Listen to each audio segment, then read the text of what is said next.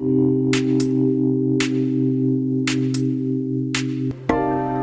to Day-to-Day Health, a podcast all about machine learning in medicine, brought to you by two University College London PhD students. Me, Florence. And me, Davey. And made possible by the Turing-Roche partnership.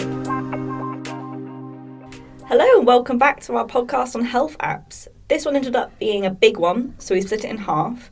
If you haven't listened to the last episode, this conversation is not going to make a whole lot of sense, so I'd recommend going back listening to that one first. Otherwise, without further ado, we're going to throw you back into the deep end, where Davey and I are mid-conversation about health and wellness apps. The final kind of medical app. Is it a medical app or is it a wellness app? I think it comes under sort of commercial personal wellness, unless it's... It is. So we've covered medical apps, medical administration apps or telehealth apps. So now let's get on to kind of the personal wellness apps, which could be quite similar to the wearables that we talked about before, but I think we've tried to look at apps that kind of don't include that sort of aspect to them as much. So the first app type is smoking and vaping cessation apps, which is just technical talk for quitting smoking or vaping. So these apps are designed for people to have to keep them accountable to quit smoking. And the usual features include kind of calculating money saved by not smoking, a scoreboard competition element of like, I've stopped smoking for 10 days, but Jane has stopped smoking for only 5 days. I hate Jane, that sort of thing. Telling users their expected health improvements from not smoking for, say, a month. And also, users can keep a diary or like log of their cravings. So all of these things are quite well characterised as helping people quit smoking. There's quite a lot of literature on this. An interesting part that's fairly new with kind of more apps being made popular and so many more apps on the market needing to grab consumers' attention is the gamification of smoking cessation, which I think is also a great little phrase. Rhymes the gamification of smoking yeah. cessation. Yeah. So this is, the gamification is how can you make quitting smoking into a game? And this is and gamification is very common in lots of different areas. I mean, something I'm thinking of is Wii Fit, the original gamification. Of course, sorry. For a sec, I was like, who we fit? Are we Fit? No, Wii Fit and the Nintendo Switch version, which is called Ring Fit, I think, Ring Fit Adventure, which is just... Ring Fit Adventure is actually super fun. It's like an actual game. It's sick. And these are like games that it's to make you fit, but they add a gamification They element. make you do exercise while you think you're having fun, exactly. sort of thing. Level up. You could also another thing I thought was like Brain Trainer. Do you remember that from Nintendo? This is I also had Nintendo. that. Yeah, loved that game, and that was also kind of like a gamification of like it had like the game elements were scoreboards. This is your brain age. You know, you're 82. You're like, no, I'm only 12. Like this sort of thing. I'm a little classic. And smoking cessation apps are including gamification in them to try and overcome the classic problems of low adherence and engagement. So, I talked about adherence before, really common problem in apps. And in mobile health app studies, usually half of participants will drop out from these sorts of apps. And I am actually personally guilty of this. I was part of I was enrolled in a study for eczema care. And half of the participants were given access to this website to look at symptoms and try and manage your symptoms. And then the other half, which included me, didn't have to do anything. All I had to do was do a questionnaire every 2 weeks, maybe every month. And even I stopped doing that. It was like a 5-minute questionnaire that was like, oh, how many times have you been itchy this month? And I'm like, every so often. And even I stopped doing that. So imagine if I actually had to use an app every day. Yeah, I wouldn't. So to overcome this adherence issue, some randomized control trial studies have been done on whether these games help. But these are usually small, and surprisingly to me, these games in a couple of different studies actually didn't end up significantly improving smoking abstinence. That's really interesting to me because I'm coming up on 3 months smoke-free now. I know, woo. But I had 2 different apps just because I liked the different things that they measured. And they both had, it was like if you're craving, click here. And then it was a little like one of those tile match turnover games. And I was like, why am I playing for a game babies in my smoking stopping app? Like, what is that about? The thing that I was obsessed with It's more like the timer that was like your 75% being 2 days smoke-free. Oh, that's fun. And it kept like scaling up. So now it's on like your 95% to 3 months smoke-free. Oh, that's nice. It's good. I was really obsessed with that, and I was really obsessed by like the health tracker where it's like your breathing has come back to normal. Your levels of blood nicotine are at 0 now. Like, I was obsessed with that. I actually now, obviously I don't check them anymore because the cravings are gone. So but one of them keeps sending me push notifications being like, you haven't checked in with us in a while. We hope you're not smoking. And I'm like, I actually am not, but like, what a weird little PASAG message. There is a PASAG message, and actually, a lot of the studies that I was reading assume that if a patient is lost to follow-up, which means they haven't checked in for a while, that they're smoking again. Oh, so actually, if you were in this study, you would be wrongly categorised as actually not having quit smoking. That's so odd. Yeah. That it requires... Yeah, oh my gosh, that's really weird. So, because I think they just assume that you just quit. Quitting. So yeah, these games actually kind of generally don't end up improving smoking abstinence. And the actual game, a specific game that I looked at was one called Inner Dragon. I thought it was fun. And this is a bit more advanced than a tile matching game. This is caring for a virtual pet dragon who grows amazing, like while the user is not smoking, and you can get features and like items like clothing and that are unlocked with like using the app more, and you can like pet the dragon and feed the dragon. I should have used this one. This sounds great. And it also has a memory mini game, so like a tile matching game. What is I bet there was like one paper 10 years ago that be. said this was good. And now everyone's like, we've got to do it. Yeah, and caring for the dragon is supposed to, like the tile matching game, distract from cravings. So there were some results from a trial associated with this Inner Dragon app. And it found that the number of sessions that people use the Inner Dragon app is associated with self-reported abstinence. This was quite a small study though, so it's like, take it with a pinch of salt. And I think this shows quite nicely. If you step away from cancer apps, Parkinson's disease apps, diabetes apps that are quite, obviously, rightfully clinical, serious, you come across all this gamification, this lightheartedness, which I guess is supposed to keep people, encouraged to keep quitting smoking. And I was thinking, do you think that these cancer apps, Parkinson's apps, etc., would be improved by a gamification aspect to them, or would that feel completely tasteless? I think it probably would feel tasteless. But I can imagine having like a streak, like on Duolingo, of I took my medicine or I did, my exercises. I've logged my symptoms. I've done my Parkinson's motor tests for 5 days in a row, and now I've earned 3 gems. I don't know.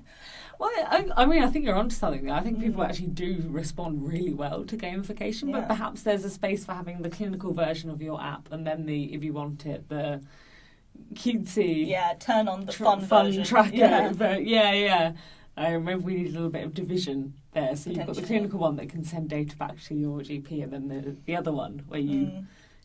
water your garden or collect your gems or whatever. Exactly.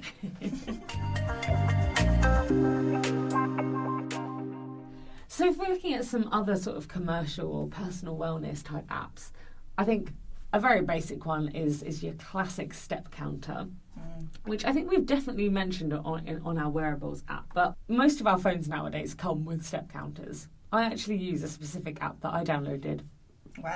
Because I think the design is pretty and it makes a little bling noise when I hit my 10,000 steps, which I'm conditioned now to just associate that with a sense of pride. Very Pavlovian.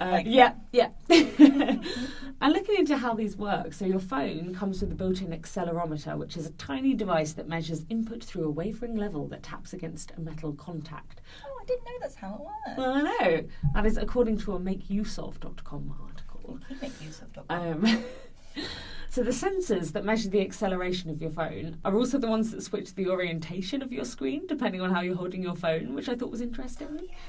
And some phones also use sensors like altimeters that measure your altitude to tell you the elevation, and gyroscopes to reference direction. Mm-hmm. But the accelerometer device is often combined with your GPS data that just measures distance travelled to analyse your activity, to count your daily steps, and usually to also give you a bit of extra information like tell you calories burned and other data regarding your movement. In terms of how accurate these things are, most studies actually give phone step measurement apps an accuracy of around 90%, which is pretty good. That's pretty good, but you could be losing 1,000 steps. That's true. That is true, actually. You've got to think of the context of your percentages. And there is sort of like large variation between different apps and different devices.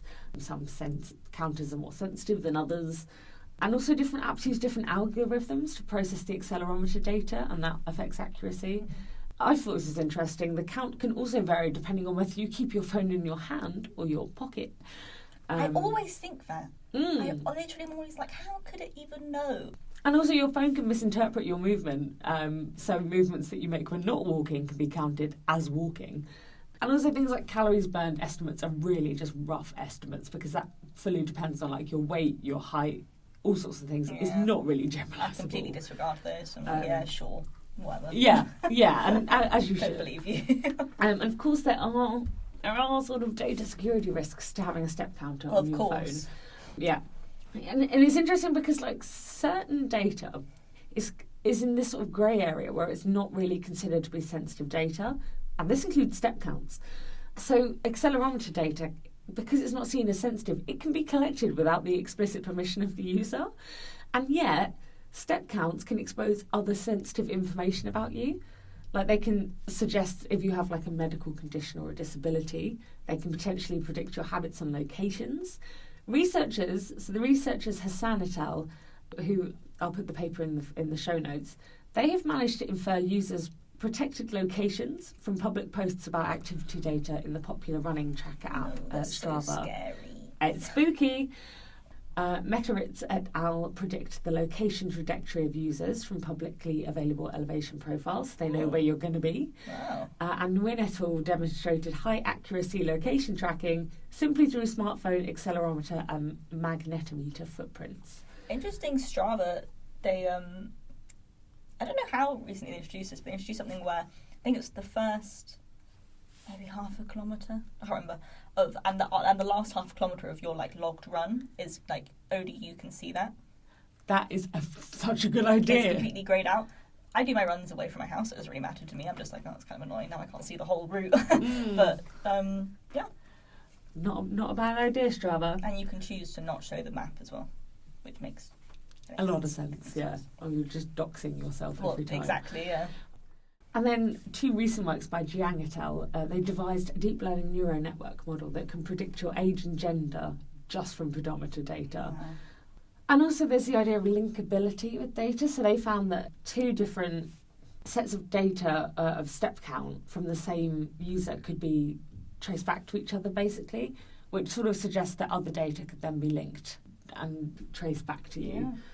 So, yeah, while step count data isn't classed as sensitive, maybe it should be, or maybe there should be, again, regulation or something around this. And then if we move into sort of calorie counters and weight trackers, you have probably heard of some of the big ones like MyFitnessPal or Lose It. Shivers, trauma. I know. Oh, God.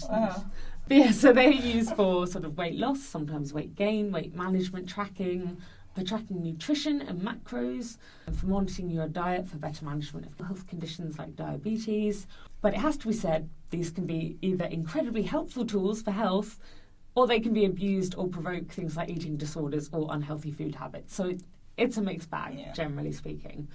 These are generally apps that rely on user input. So you tell the app what you ate that day, and it tells you if you're on track or not. So how accurate are they?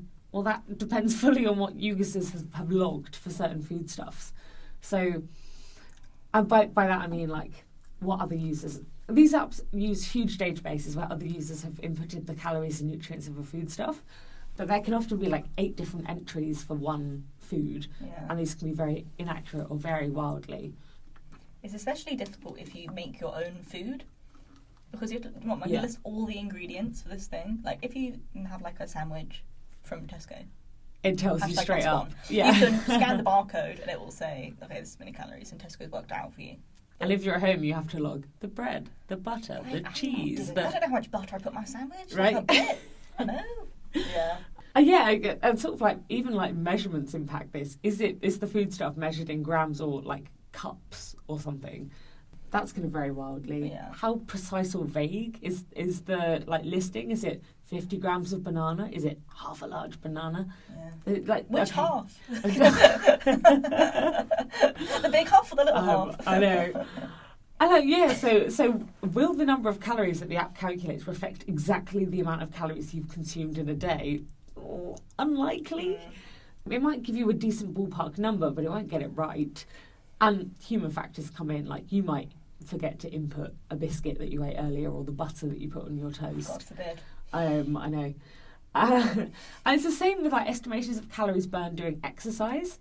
These can only be estimates because it depends on your height, your weight, how hard you pushed yourselves.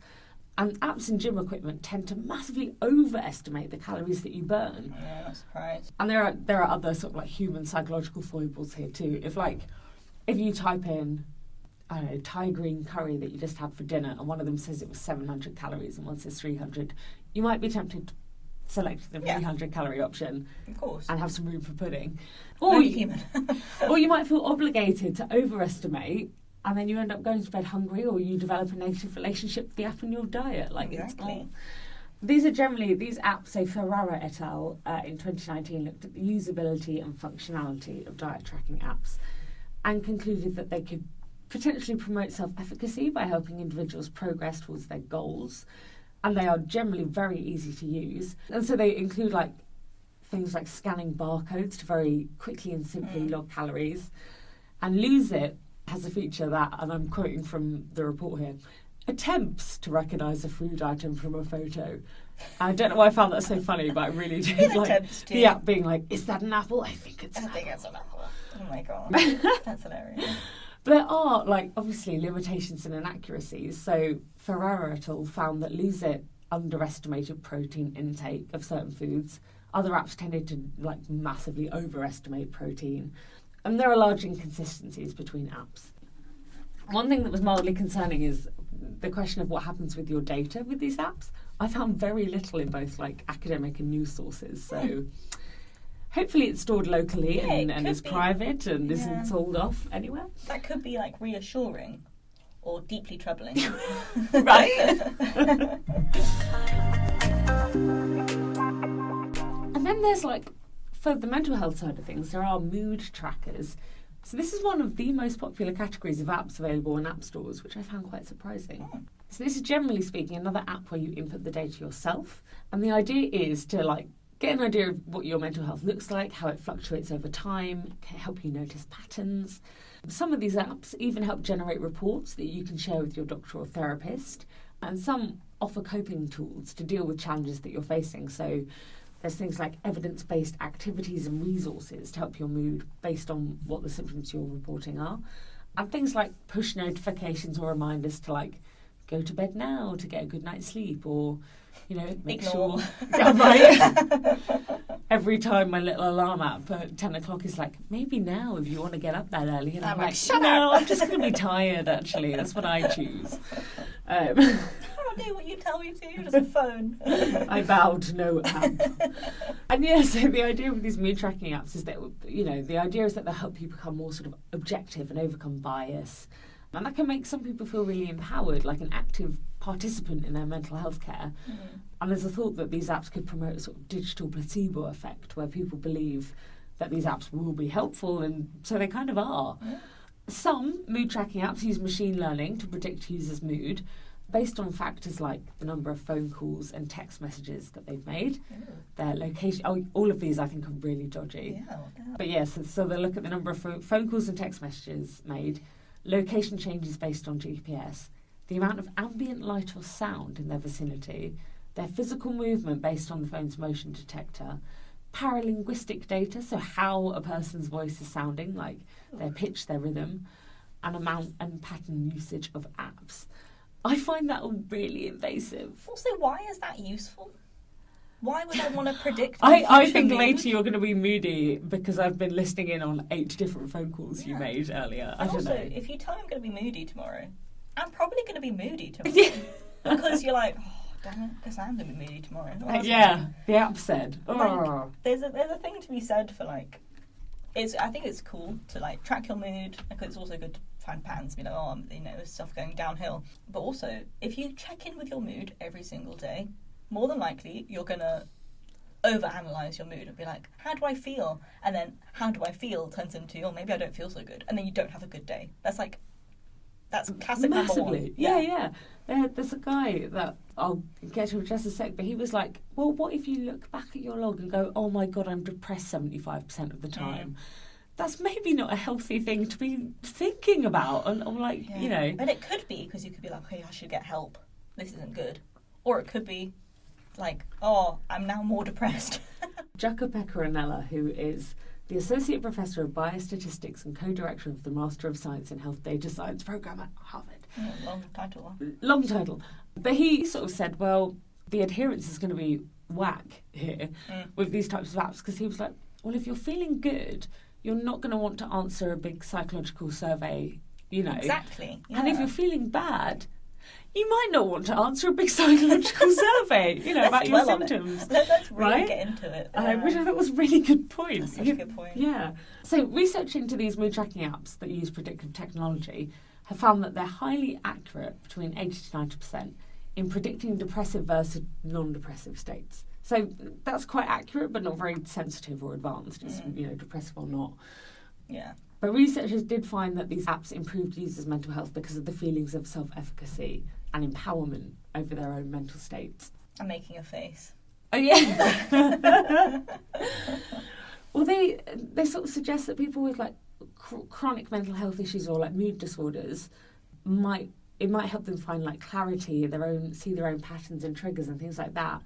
But going back to Jacopeka Anella, he points out that, well, with people with certain mental illnesses, it means that they lack insight into their behaviour and moods and are not really actually all that able to reflect on them or have that self-awareness. And then we're moving into the medical apps territory again, where maybe maybe there are specific apps for, say, people with bipolar disorder. Yeah, absolutely. I'm sure there are apps for that.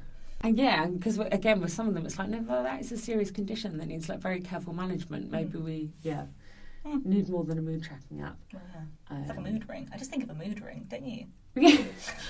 I think the big takeaway here is that these apps might be useful, but they are in no way a replacement for actual mental health care, therapy, medication. Yeah. Like, these are all supplementary tools and they should be treated as such. Yeah. I will say one last point from this section. So, a benefit of these types of apps is due to the ubiquity of smartphones. It means that, they go some way to democratising mental health care, or at least awareness of mental health and tools and resources. A negative is that increased screen time is measurably bad for your mental health. That's hilarious. So it's like a bit of a catch-22. How are you feeling? Look at the screen. Tell me how you're feeling. Oh, my God. And also, like, do we think these are a little bit of an encroachment from big tech companies? Like, what is happening with this data? Could it be used to... not to, scaremonger, but deny someone health insurance, deny them a job or promotion if it gets out. This is extremely sensitive data. Indeed. And there still exists huge mental health stigma in society. And, some apps only collect minimal data and don't sell it on and share it. Others absolutely do. And you should read the fine print before using a particular tracker. Like, I also think we could benefit from regulation here. This is, like, seems to be my... conclusion for this episode. And I don't like the idea as well of these apps being sort of like used to fob off people who are on, like, I don't know, really long NHS waiting lines. Like, oh, just use this app. Yeah. And it's like not a replacement for actual care. 100%. And also, like, mood tracking apps. It might be useful to some people. I totally get that. Everyone's different. It sounds fairly useless to me. I think what would be useful... That's kind of what I... Yeah. Like, hot take, guys. But, like, what is useful, potentially? Like a Headspace app, like a meditation app, like an actual kind of an interventional app, not just management more than measurement. There we go, exactly. Oh, to give you a little snappy. That's really good. That's why they pay me the big bucks.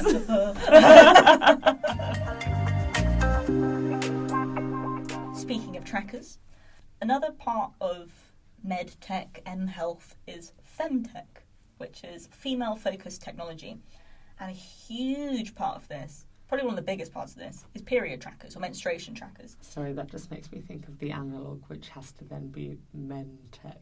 Mentech. Femtech and mentech. Mentech. Anyway, sorry, carry on. No, everything's mentech. Mentech. Yeah, true. Everything's mentech. So period trackers, I think they probably have a more like sciencey name than period trackers, but hey, it's what they do. It's also what everyone calls them. Period trackers, they allow women to track their menstrual cycles. Well, I should probably say they allow people who menstruate to be able to track their menstrual cycles. Although all the papers use the word women. So I was like, oh, it's interesting because I thought anyway. I'll say females. I was going to say, I think things are changing sort of slowly. Yeah. So period trackers allow people to track their menstrual cycles. So you log the dates that you menstruate, and then the app uses that to predict future dates of menstruation, and also other things like ovulation windows, fertility, and more. Not an ad. I can't help but market things. That's why they pay you the big bucks. And in a survey of 330 women using these sort of period tracking apps, 30% of them said they were using it to know when they're ovulating.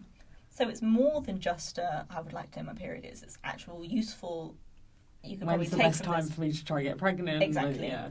Like obviously we're assuming a bit from that because people might just want to know for fun. But I think most people are probably wanting to know for practical purposes. And some studies on how women feel after using these apps found that they have a sense of empowerment and autonomy over their body. I think this speaks to a bigger benefit of using these health apps generally, is that it's giving people knowledge over something that they can't control but they want to.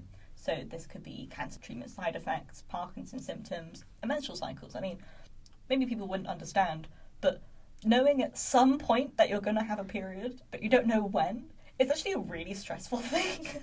Like, it's just going to happen. One of these days. It's a-coming. So the fact that you can predict it, I think, is a huge weight off people's shoulders, and speaking personally, mine as well. Although, obviously limitations, these apps aren't completely accurate. If an app thinks you'll come on your period on a Monday, it's actually Wednesday. That 2 days is like the most stressful 2 days of your life if you don't want to be pregnant. And also, these sorts of apps generally struggle with people who have irregular periods due to many medical conditions. Probably the most common one that is affecting stuff is polycystic ovarian syndrome, or PCOS, which affects your periods basically, and much more. And beyond predicting future period times and ovulations, users can also input symptoms too. So, like cramps, your mood, going back to mood trackers, classic, your sexual activity, your contraception. And this leads to an absolute treasure trove of data for researchers to analyse. And a study in 2022 by Helen Bradshaw and colleagues was looking at data from a period tracking app called Flow, which is one of the biggest ones, to understand the risk factors for postpartum depression. So users were given a survey, users of the app were given a survey, and over 1 million women were part of this study from 138 countries, which are just unheard of figures for survey studies. A survey. No one fills in a survey. So, and this was made possible through these health apps. And they uncovered lots of really interesting stuff about how other things affect postpartum depression and risk factors and stuff like that, which is super cool. Quite a lot of stuff to go into now, so I won't go into it. And this is one example of what can be gleaned from large-scale information, especially valuable for women's health, which is just historically woefully under-researched. Yes. So these sorts of femtech companies, I think, are doing quite a they are filling a gap. They are filling a gap and doing a valuable thing by using this data for research. But yes, no. Keeping in the vein of period tracks and things, I have a little section here that I've titled Apps in Your Data, Concerns and Politics. And really what I wanted to talk about briefly was period tracking apps in the post-overturning of Roe v. Wade sort of landscape. So we've sort of like briefly mentioned this here and there in this episode, but what happens when an app tracks or measures your health data and then that data is used to potentially disadvantage, harm, punish, or even prosecute you? This might sound far-fetched. However, this was and is a huge concern, for example, in the case of women using period tracking apps in America in the wake of Roe v. Wade being overturned in June 2022. So just in case you don't know, Roe v. Wade was legislation that guaranteed people the constitutional right to have an abortion.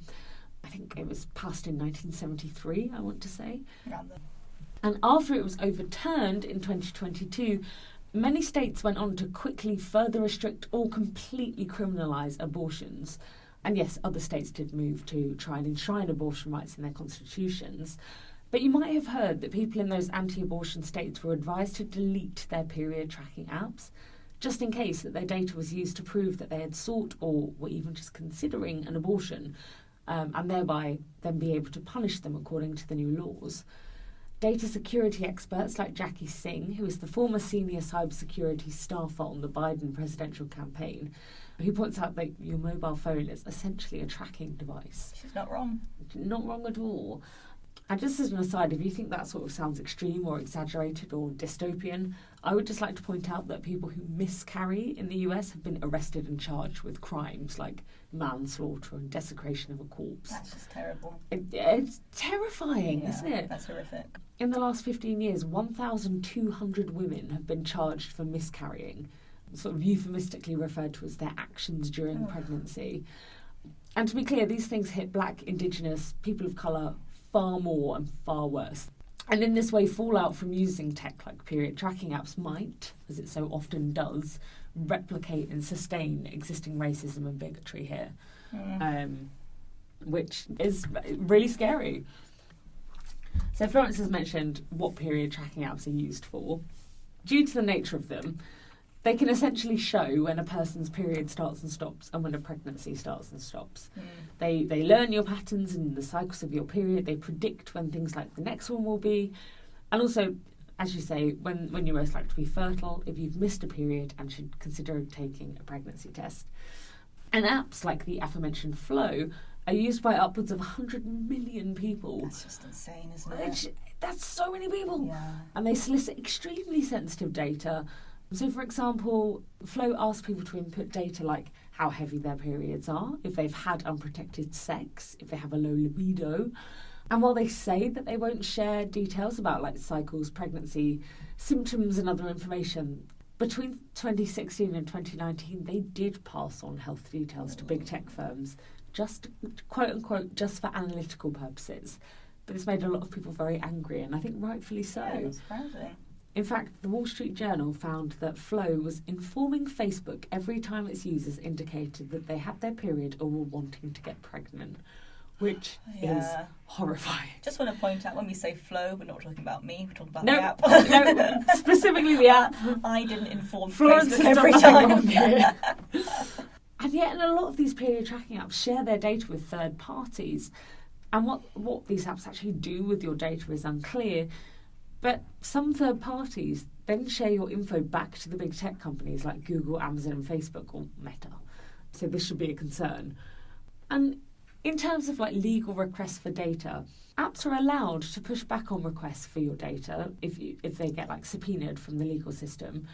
But the tech outlet Protocol reported that companies tend to simply fold and hand over your data about 80% of the time. So they can defend your right to privacy here, but generally speaking, they don't. So use of these apps could pose a risk to your data and potentially even your liberty. Depending on where you are in the world, depending on the laws, I think this is something that you should be aware of. And when choosing an app, so Evan Greer of the digital rights advocacy group Fight for the Future said, look at where the app stores its data. If it's locally in your device, or if it's on a cloud and owned by the company. If it's on your phone, then a court would need to provide a warrant to search your phone, which is a much higher legal bar to obtain than like a subpoena for your data. This is US specific, but since this is the context of these laws, I thought it was appropriate. And also consider the differences between commercial period tracking apps and something like the FDA-approved digital contraceptive app, Natural Cycles. This is a Swedish app that they describe as a medical device, and as such it has very strict data privacy standards. Also, some people advocate using EU-based period trackers like Clue because of GDPR laws that impose special protections on that sort of data. And yet Flow is based in London and they simply didn't comply with GDPR. So, yeah, choose carefully and be aware of the laws and the risks sort of in your locale, I think, is the big takeaway here. So, with each of the apps we've spoken about, I think we've gone heavily into limitations, kind of promises that weren't kept, issues with this sort of stuff. And I think there are some broad strokes that can be applied to basically all of the healthcare apps we've looked at, and probably at a lot of the healthcare apps generally. So, one, what can they actually measure? What are they measuring well? We talked about calorie counting. You know, everything has to be taken with a pinch of salt. You can't rely on it like it's the Bible. And there's also something about kind of irresponsibility, which I don't actually know if that's a word. On responsibility, and then play that in Scrabble. Yeah. You're going to get some good points. See what happens. So, like, going back to the calorie counting, there's definitely a garbage in, garbage out issue with this sort of stuff. So that's a very common phrase used in data science and kind of AI, which is if your data going in is, like, not of good quality, your predictions are also going to be not of good quality, no matter how good the model is. So, I mean, thinking of, like, when I was at school, it was quite popular to use MyFitnessPal, which is, like, so messed up now. Looking back, you're like, that is problematic. That's not great. And spoiler alert, people who don't know me, I'm quite small, I'm quite short, and so if I put in, you know, my height, my weight as a 14-year-old, it told me to eat, like, 800 calories a day. Oh, God. And there would be a little, like, information thing being like, oh, that's not very many, like, maybe you want to have more. But obviously, it let me track that. It was like, yeah, that makes sense. And even now, I looked at it recently, like, what would it say? And it still was like 1,200 calories a day, which is like very low. That's very, like very toddler low. portion. Exactly. And it's just because I'm really quite short. Yeah. And do you want to talk about the fasting app thing that you mentioned? Oh, well, I mean, so my mum was doing intermittent fasting, and I was like, I'll have a look at this. And I downloaded this app, and I think I did it for, like, 1 or 2 days. Not fasting for 1 or 2 days, but, like, having a go with the app for, like, a little bit. And then I promptly forgot all about it. And about 4 months later, I came back and opened the app, and it was like, wow, you've been fasting for, like, whatever it was, like 80 days or whatever. And Are you okay? I know, exactly. And I was like, oh, yeah, these things don't reflect reality unless you are being diligent with the information that you're inputting or keeping up to date or what have you. Yeah. Exactly. And there's also... part of this too is just the inability to properly personalise quite a lot of the predictions that are coming out of these apps. I mean, apps try, but, like, for example... human beings are not one size fits all, and therefore 100%. neither can the recommendations or advice be. Yeah, and if the recommendations or advice are wrong because of your kind of lack of personalisation, that can cause, like, actual mental distress. Like I said about the MyFitnessPal stuff, where you're just like, you can... Luckily I didn't, but you can develop really terrible, like, eating... I don't want to say disorders, unhealthy eating habits because of these sorts of things, and, like, the period trackers thinking you're pregnant for a week but actually you're not. Yeah, no, there is. I think there are massive benefits to be able to see your health sort of laid out in an app or a graph or what have you. There are also, like, psychological, there are negatives there. They can make you, like, stressed, overly focused on, like, little aspects of your health, where it would be a lot, mentally healthier to not be worrying about that sort of thing. So there's a level of, like, taking control of your health, and then a level of becoming maybe obsessive or overly anxious about it. And I think it's a fine line to walk, really. And again, the whole no one size fits all thing. Some things are going to work for some people, some things are simply not going to work for other people. But the market is so big and broad. There's so much out there. But these are mainly limitations of the commercial apps, which I think the medical apps generally aren't suffering from because they are more rigorously developed. There are trials based on them in literature, and I think that is it shows the level of care that a lot of people have when they're making these actual specific medical apps that isn't trying to be like a broad brush of the whole population, because that's generally never going to work 100% of the time. And I think a big sort of thing here is that while these medical apps are doing some very cool and innovative things, it is really hard to replace doctors with apps. And we're not suggesting that that's what's going to happen or that's what should happen. That would be a It hot take. really would, yeah. But there's this culture of, like, move fast and break things in tech startups that doesn't really gel with the sort of thoughtfulness and context needed for healthcare. Yeah. And these things should not replace seeing a physical or mental health professional. They are, generally speaking, supplementary tools and guidelines and suggestions, for now, at least. Yeah. So I guess in conclusion, all of the apps we spoke about could be useful guides to someone's health, be it very specific medically or kind of like just personal wellness. but it is definitely not the be-all and end-all. And I think with these we saw with the cancer app, it definitely wasn't the be-all and end-all when it was used in trials. People were like, I don't know about this app. And I think that kind of speaks to the iterative process of developing software. And I think you need to have these sorts of people who don't like it to make it better, which I think happens less in the commercial space, because if people don't like it, they just don't use it.